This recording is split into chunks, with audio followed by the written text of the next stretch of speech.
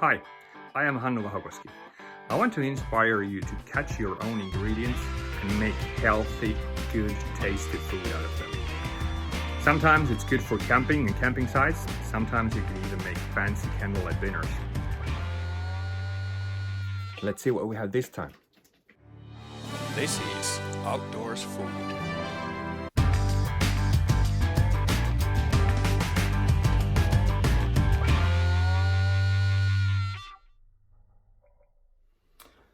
When you have butchered or cut your ingredients, you're probably not going to eat that right away. You want to stick them in the freezer or fridge or somewhere. But if you vacuum seal them first, it's going to last maybe 4 or 5 times longer. And it's a lot easier than I first expected. I'm going to show you how it's done. All you really need is a vacuum machine and some bags for it. I use this tube, which I'm going to cut with the scissors.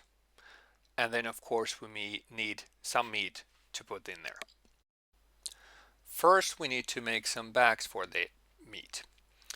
I'm gonna first measure the length, and then I just simply cut the bag for the proper size.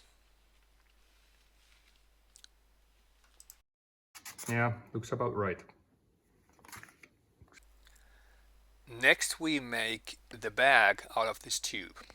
Of course, every machine is a little bit different. Mine has a red button, which I'm going to use to burn the other side of the tube into the bag. Once the bag's there, I close it so it clicks, push the red button again, wait for a little while, and it will really burn the bag or the plastic together, so then it actually forms the bag, as you can see right here.